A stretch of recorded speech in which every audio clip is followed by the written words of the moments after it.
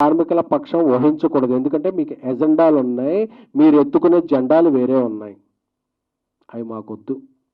మేము సినిమాలు తీసుకుని ఉంటాం, మేము బతుకుతాం, మేము 10 మందిని బతికిస్తాం. అది చెప్పడానికి ఈరోజు సమావేశం. ఎందుకంటే ఇక్కడ చాలామంది హిట్ సినిమాలు తీసుకుని ఉన్నారు. 2023 జూలై 14 బేబీ వచ్చింది. ఆ తర్వాత సినిమా తీయాలంటే భయం వేస్తుంది. మేడం ఇక్కడ ఉన్నారు, ఇండియా గర్వించదగ్గ హనుమాన్ సినిమా తీశారు, నేషనల్ అవార్డు విన్నర్. సినిమా తీయాలంటే భయం వేస్తుంది.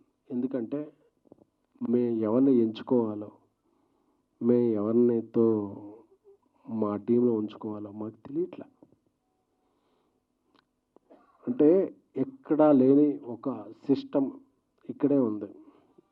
మేమే వస్తాం, మేమే చేస్తాం, మాకెంత ఉండే. సరే మీరు బతకండి, మేము బతకాలి కదా. మేము ఎలా బతకాలి అని అడుగుతుంటే దీనికి ఎవ్వరు రెస్పాన్సిబిలిటీ లేదు, రెస్పాన్స్ లేదు. సో అందుకే, ఎందుకంటే సినిమా నిర్మాత అంటే హిజ్ ఎ క్యాష్ బ్యాగ్ అనే ఒక అర్థం ముందుకెళ్తుంది. అందుకనే మేము క్యాష్ బ్యాగ్స్ కాదు, మేము కూడా అప్పులు తెచ్చుకుని, వడ్డీలకు తెచ్చుకొని చాలా కష్టపడి సినిమాలు తీస్తున్నాం తప్ప మా ఎవ్వరికి కూడా cinema is a not a comfort అని చెప్పడానికి ఈ మీటింగ్ పెట్టాం. ఒక అంశాన్ని ముందుకు తీసుకెళ్లే మీడియా సోదరులందరూ కూడా చాలా ధన్యవాదాలు. ఎందుకు అందరూ వచ్చారంటే ఈరోజు సినిమా అంటే ఒక 4-5 పెద్ద ప్రొడ్యూసర్లే కాదు, 150, 200, 300 మంది ఒక అప్కమింగ్ రైజింగ్ స్మాల్ మిడ్ ప్రొడ్యూసర్లు కూడా. సో ఒక సినిమా ఒక సృజనాత్మక కళ ముందుకెళ్ళాలని, ఒక దర్శకుడి కళ ముందుకెళ్ళాలంటే ఒక నిర్మాత తన జేబులోంచి అప్పో సప్పో ఏదో చేసి డబ్బులు పెట్టాలి. ఆ డబ్బులు పెట్టే నిర్మాత చాలా చాలా చాలా ఇబ్బందుల్లో ఉన్నాడు. So I'm requesting directors union, I'm requesting DOPs union, I'm requesting all 24 crafts. నిర్మాత ఇంత బాధల్లో ఉన్నప్పుడు మీరు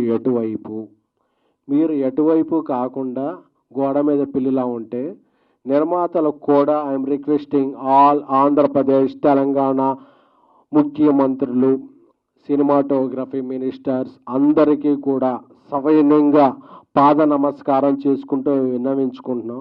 మేము ఎలా బతకాలి, మేము ఎలా సినిమాలు తీయాలి, మా భవిష్యత్తు ఏమిటి, మా వ్యాపారం ఏంటి, మాకు వచ్చే రిటర్న్స్ ఏమిటి, మేము బతకాలా చావాలా? అందరూ కూడా మీ హక్కుల గురించి మాట్లాడుతుంటే తప్ప మా బాధ్యతల గురించి ఎవరో మాట్లాడకపోతే మా గురించి ఆలోచించేది ఎవరు? ఒక నిర్మాత బాగుంటేనే ఒక ఇండస్ట్రీ బాగుంటుంది, ఒక ఇండస్ట్రీ బాగుంటేనే ఒక రాష్ట్రం బాగుంటుంది, ఒక రాష్ట్రం బాగుంటేనే అందరూ సుభిక్షంగా ఉంటాం. సో ఇప్పటికే 100 సమస్యల్లో ఉన్నాం. సింగిల్ స్క్రీన్లు, మల్టీప్లెక్స్లు, ఆర్టిస్టుల రెమ్యునరేషన్లు, ఈ రెమ్యునరేషన్లు అని అంటూ అందరికీ ఇచ్చుకుంటూ ఇంటి నుంచి వెళితే ఆ రోజు రాత్రికి బాధలు ఇదే తప్ప, భయాలు తప్ప ఏమీ మిగలని ఒక దిక్కుమాలిన వ్యవస్థలో ఉన్న చాలా బాధ కలుగుతుంది. నేను ఏం సాధిస్తున్నాం మనం అని చెప్పి అందరికీ బీపీలు షుగర్లు వచ్చేస్తున్నాయి. సో నేను అందరినీ వెనుకుంటున్నాను, సినిమాలు షూటింగ్లు సాగిద్దాం. ఎందుకంటే అందరం కూడా వడ్డీలకి తెచ్చుకొని చేస్తుంటాం సినిమాలు ఏకపక్షంగా మేము సమ్మెలు చేసేస్తాం, ప్రొడ్యూసర్ అలా చచ్చిన మనకు అనవసరం అనేవాళ్ళు అనుకుంటారా? మాకు నచ్చిన వాళ్ళు, మేము ఇచ్చే రెమ్యునరేషన్ వచ్చిన వాళ్ళతో మేము సినిమాలు చేసుకుంటాం. లేదు యూనియన్ ఒకటే చెప్తున్నాను, మేము మీకు ఇచ్చేది చందా అని మేము అనుకోకూడదు, మీరు చేసే దందా అని మేము అనుకోకూడదు. అప్పుడే ఇండస్ట్రీ బతుకుద్ది. అంతేకాని మాకు కావాల్సిన రెస్పాన్సిబిలిటీస్ మీరు ఇచ్చేయండి అంటే నేను అడుగుతున్నాను, మీ ఇండస్ట్రీ మీరు ఎవరెవరు డిమాండ్ చేస్తున్న వాళ్ళలో అందరం మేము కూడా మీరు 30 కాదు, 40 కాదు, 50 కాదు మేము ఇచ్చేస్తాం. మా నాన్ థియేటర్కల్స్ అలాగే మేము వచ్చే థియేటర్స్కి మీరు రెస్పాన్సిబిలిటీ తీసుకుంటారా? ఎవడైనా రెస్పాన్సిబిలిటీ తీసుకునే వాళ్ళు ఉంటే మాత్రమే హక్కుల గురించి మాట్లాడండి. హక్కుల గురించి మాట్లాడేటప్పుడు ఆ హక్కులతో పాటు బాధ్యతలు కూడా ఉంటాయనేది గుర్తుపెట్టుకోండి. బాధ్యతలు లేవు, మేము హక్కుల గురించి మాట్లాడుతూ ఉంటారా?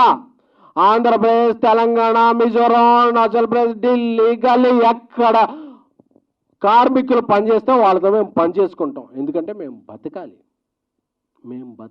10 మంది బతికించాలి. అంతేకాని మేము రూల్స్ పెడతాం పాటించం ఏదో మేము ఉంటుంది. అన్నగారు రూల్స్ పెడతారు కానీ పాటించరు అన్నట్టు మీరు రూల్స్ మాత్రమే మాట్లాడితే we're talking a responsibility to. మీ కోర్టు కేసులు ఉంటాయి, మీరు అవన్నీ ఇది చేసుకోవాలి, అందరినీ ఇది చేసుకోవాలి, అవన్నీ సౌజన్యం కార్మికులను రెచ్చగొట్టాలి. ఇదే తత్వంలో ఉంటే మా వల్ల అవట్లేదు బ్రదర్, మీరు ఇంకెవరన్నా చూసుకోండి. అంతేగాని 2,000 రూపాయలు అందరికీ పంచుతూ ఉన్నాం. పెద్ద సినిమాలకు వరంగా చిన్న సినిమాలకు చేద్దాం అనుకున్నాం. అందరం బాగుందాం బ్రదర్, అందరూ బాగుండాలి, అందరిలో మనం ఉండాలి. అంతేకాని మేమే బాగుండాలి మిగతా వాళ్ళు మట్టి కొట్టుకుపోవాలి అంటాం ఎంతవరకు సబబు అనేది సంయమనంగా ప్రశ్నిస్తూ అర్థిస్తూ మీ అందరికీ థ్యాంక్ యూ.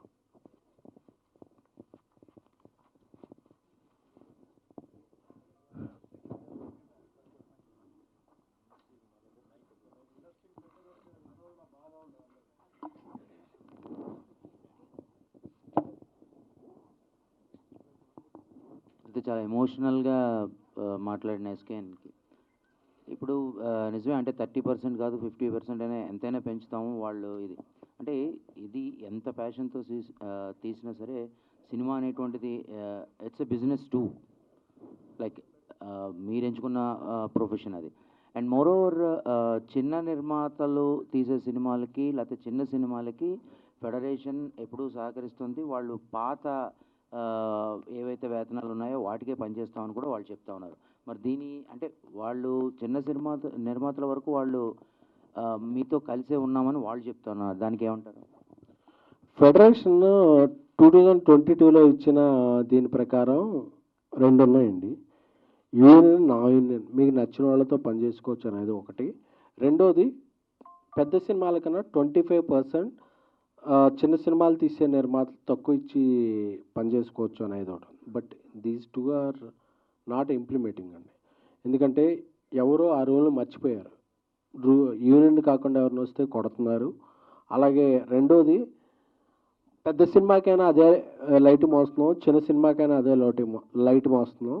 సో మేము ఎందుకు తగ్గించుకోవాలని చెప్పి ఫెడరేషన్కి యూనియన్స్కి మధ్య కాన్ఫ్లిక్ట్ ఉందండి. ఎవరో కూడా చిన్న సినిమాలకి ఆ తగ్గించిన ప్రైజెస్కి ఈ 3 ఏళ్ళు పనిచేయలేదు. ఇప్పుడు 30% హైక్ అడుగుతున్నారు. దానివల్లే ప్రాబ్లం వచ్చిందండి.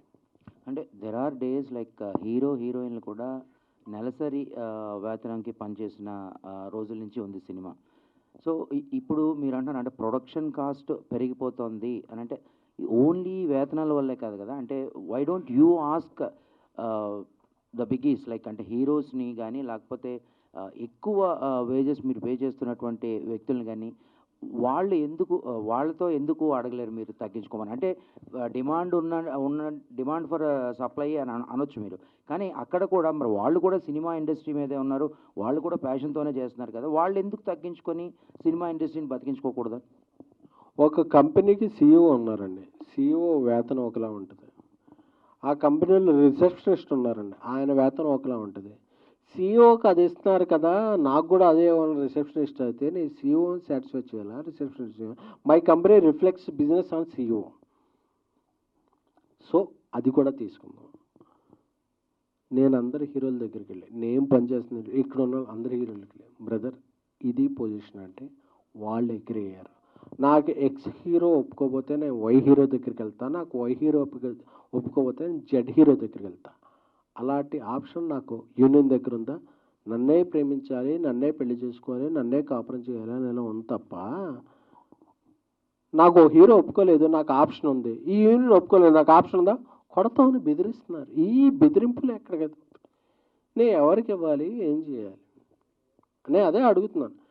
నాకు ఏమండి నేను ఇది ఇవ్వగలను, మీరు పని చేస్తారు. అరే ఇది ఇవ్వకపోతే కొడతా, నేను పనిలోకి రాను అంటే నేను ఎవరితో పని చేయాలి?